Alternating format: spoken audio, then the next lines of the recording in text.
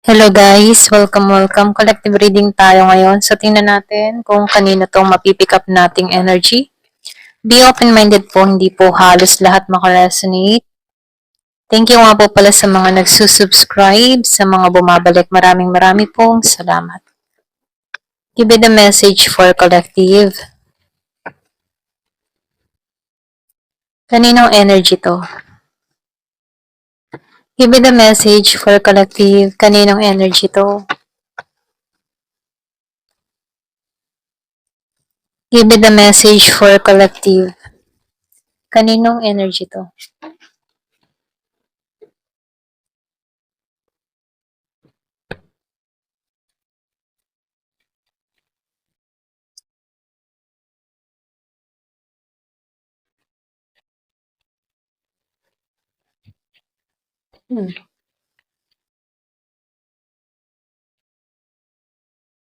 Wow.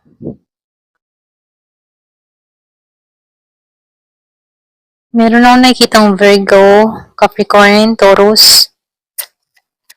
Meron din akong nakikitang Gemini, Aquarius, and Libra. Meron ditong mapalad na tao. Yung bang tipong super blessed siya dahil sa mga achievement niya. Meron dito nagtatagumpay financially. So, lumalabas dito stability, okay? Stable ang pamumuhay, masayang buhay. Ito yung naghihintay sa kanya or pwedeng ito na yung simula ng kasaganahan sa kanyang buhay. Lumalabas dito yung mga tinatrabaho, ginagawa niya. Nakikitaan ko dito ng pagpupunyagi, pagkilala. So, lumalabas din dito na merong abundance, kasaganahan na nangyayari or magaganap sa tao na to. Masaya lang. So, nakikitaan ko dito, wala siyang lakas sa mga toxic na tao. Priority niya dito yung kanyang sariling pag-unlad, sa kanyang sariling paglago. Meron akong nakikitang Year of the Rabbit, Virgo, Capricorn, Taurus. Malakas. So, nakikitaan ko dito, marami siyang proyekto, marami siyang, yung mga tipo na mapalad yung kanyang mga tinatrabaho, dire-diretso yung daloy ng kanyang kita. So, lumalabas din dito na maraming oportunidad na dumarating sa tao na to. Yung iba sa inyo, sabay-sabay, kung meron kang mga ginagawa or meron kang inuumpisahan, mga plano, nagtatagumpay ito, unti-unti siyang umuunlad dito.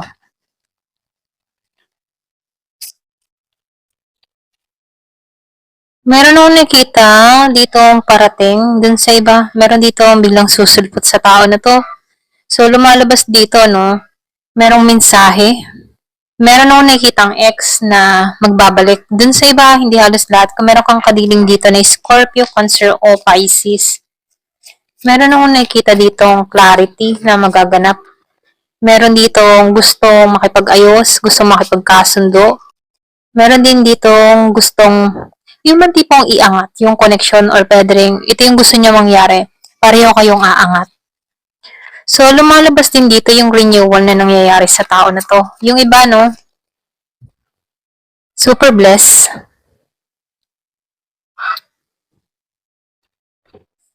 So, lumalabas din dito, nakaranas din tong tao na to na yung bang tipo na napagkaitan, okay, before, napagkaitan siya dito, hindi siya naging balance, meron ako nakikitang Libra. Pero kahit ganun pa man, nakikitaan ko dito na lampasan ng tao na to. Meron ako nakikitang pinagdamutan, yung bang tipo na nawalan siya ng lakas ng loob, humahanap siya ng justice, or pwede rin nag-iisip ko, kailan kaya makakamit ko yung hustisya. Pero ganun pa man, kahit hindi mo pa nakakamit yung hustisya, kung ikaw man ay naghihintay ng hustisya, no, ang kapalit dito, blessing. Kung ano man yung mga ginawa sa yung masasakit, katumbas kapalit sa'yo blessing. Okay? Binibless ka dito. Pulos biyaya na yung parating sa'yo. Nandito ka sa Emperor Energy. So, lumalabas din dito, no? Meron akong nakitang Aries. Yung ba tipo na binabalik niya yung tatag niya, binabalik niya yung lakas niya, merong pagbabago na nangyari sa tao na to. Nag-evolve, kumbaga. So, lumalabas dito na hawak niya yung oras niya, panahon niya. Hindi pwede siyang kontrolado dito kasi mismo ang sarili niya ang magpapasya kung sino yung nararapat sa kanya. So, lumalabas dito, itong tao na to ay nakafocus sa trabaho. Yung iba sa inyo matagumpay to or pwede rin ikaw, nagiging kang matagumpay dito. Okay, meron ditong tao nagiging matagumpay. Hawak niya yung oras niya. Siya yung boss. So, lumalabas dito, no? Meron akong nakikita ditong kilala or pwede rin sabihin na matagumpay na tao. So, nakikita ko dito pwedeng meron siyang business, nagtatagumpay siya, nakikilala yung kanyang gawa, dumarami yung kanyang customer dito, kung meron siyang business, ano.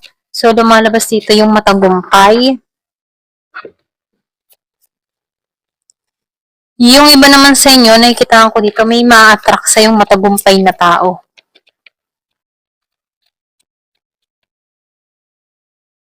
Wow, Nine of Cups. Lumabas ang Nine of Cups. So, lumalabas din dito, no? Ikaw yung tipo ng tao na mapagmahal ka. Hindi ka madamot. Ito lang nakikita ko, mapagbigay ka, hindi ka madamot. Abot ng iyong makakaya, ibibigay mo talaga ang pangangailangan ng iba. So, once na merong humingi ng tulong sa'yo, no, andun yung pagbibigay mo. Kaya lang, dito, no, lumalabas dito, nagbigay ka nga dito sa taong ito, kaya lang hindi siya balance sa'yo pagdating sa pag-ibig. Eh, basta nga meron kang kadibing dito na Pisces, Capricorn, meron din ako nakikita dito na Virgo, Taurus. So, nakikita ko dito, meron ditong nawawalan na ng amor. Okay, may yung iba ha, meron ditong tao na nawawalan ng amor sa kapareha niya or pwede rin itong tao nito, hindi kanya sinuklian ng pagmamahal. So, meron ditong mapagmahal na tao, kaya lang hindi siya sinuklian ng tamang pagmamahal. So, lumalabas dito, no, nakaranas ng tao na ito na hindi balanse pagdating sa relasyon. Meron akong nakikita ditong distance. Yung iba sa inyo, pwedeng magkaiba kayo ng tao na to, relihiyon, yung mga tipong pwedeng kultura, pwedeng ibang lahi to. So, lumalabas dito, no, merong distance, magkaiba kayo ng mundo na ginagalawan. Iba yung iba yung way ng pagmamahal mo sa pagmamahal ng tao na to. Ito rin nakikita ko. Kung ikaw yung tipo ng tao na showy, maalalahanin, caring, siya hindi ganon. So, yung iba sa inyo, dinadaan ka ng tao na to sa pera or pwede rin sabihin sa gift, regalo, no? Kapag may mga pagkukulang siya, dinadaan ka nito sa ganon, sa bigay. So, lumalabas din dito, meron ako nakikita dito ang tao na hindi ba siya takot na sumubok muli? Kumbaga umaasa siya dito na may pagbabago na mangyayari sa kanya, meron siyang vision dito, alam niya na yung sakit na naranasan niya sa nakaraan niya, pero ganun pa man, nakikita ko dito na hindi to nawawala ng pag-asa. Okay? Meron ditong ganung tao, pwedeng ikaw to, okay, or pwede rin may kilala kang ganito. Yung bang tipo nasaktan siya, nabigo siya, pero hindi siya nawawala ng pag-asa na isang araw meron at meron magmamahal sa kanya. So, lumalabas din dito, no? Meron ako nakikitang tutungo sa bahay mo. Yung iba sa inyo, Taurus to. Merong palapit para patungo sa'yo. Matagumpay tong taong ito. May pera to. So, lumabas yung the word. So, nakikita ko dito merong nasa ibang bansa or pwede rin sabihin ito. Kasi meron ditong tutungo sa bahay. May bibisita or pwede rin meron kang kausap dito online. Meron ako nakikitang nasa ibang bansa. Meron pagtungo sa bahay. Meron pagbisita. Ayan.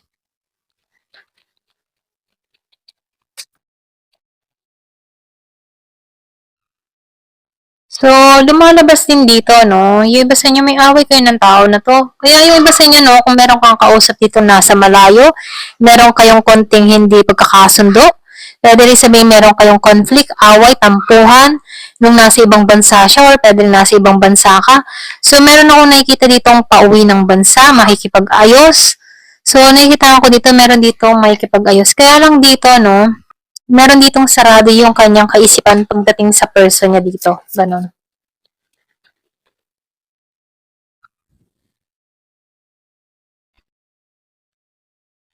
Nakikita ko dito, attractive kang tao. Energetic, positive.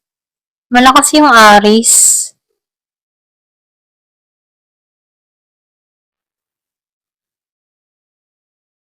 Yung iba sa inyo, nakikitaan ko dito, Meron ditong tao na ang tingin sa partner niya, hindi balanse pagdating sa pera, hindi marunong humawak ng pera, gastador, mga ganun, no? Ganun yung tingin niya sa kapareha niya dito. Kaya lang dito, no, attract pa rin siya sa kanya. Ganun. So, lumalabas din dito, hindi nagiging malinaw para sa kanya. Para bang nadjudge niya ng tao niya pagdating sa pera. Yung tipo na tingin niya dito, hindi marunong, hindi marunong magtipid, gastador, mga ganun. So, lumalabas dito, no, pwedeng ito din yung naging dahilan ng away dito, conflict. Meron akong nakikita dito na tutungo, pwedeng ito yung simula ng away or pwede rin meron na kayong tampuhan talaga ng tao na to. Ito yung bukang bibig niya dito.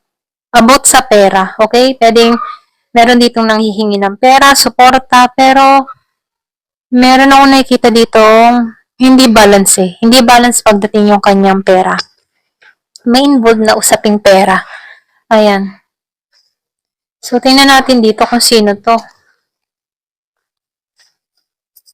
Give me the message. Sino rin?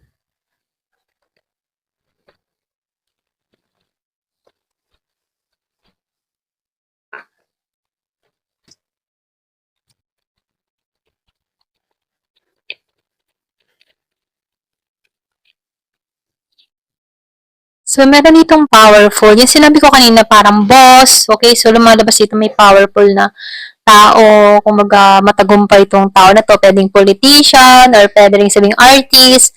So, meron tong pangalan sa industriya. Mga ganun ano. So, nakikita ko dito na merong sikat.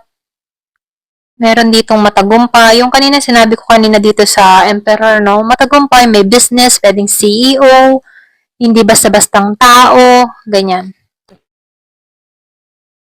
So, yun ba naman sa inyo, meron ditong tribal. So, meron tong tribal, pwede rin sabihin na meron siyang, yung lahi ba, okay? Mayroon siyang tribo or sa Ifugao, part ng Ifugao, yung may Aita, mga ganun, ano. So, Igorot, pwede rin Badjao, mga ganun. So, meron siyang tribo, okay? Meron tribo dito. Or pwede rin meron siyang sariling pinaniniwalaan, ganon. Meron silang kanya-kanyang pinaniniwalaan. Magkaiba kayo ng pinaniniwalaan. So, square face tong tao na to. Ayan, square face. Pwede meron kang kadiling na ganito, square face. Meron ding matured. So, merong matured. Yung ba sa inyo pwedeng may age gap kayo ng tao na to, magkaiba kayo, okay? Kaya dito, merong conflict dahil magkaiba kayo ng paniniwala, merong matured, merong immature.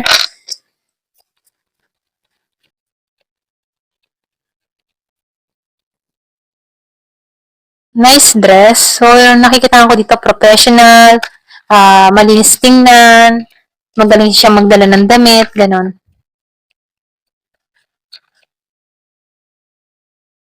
So, yung iba naman sa inyo, nakikita ko dito, mahilig siya magsuot ng puti, favorite niya ang color white. Mayroon din ditong mahilig magtirintas ng buhok. Matangkad. Merong kalbo. So, meron dito kong kalbo. So, iba naman sa inyo, merong Australia. Meron kang kadiling na Australia.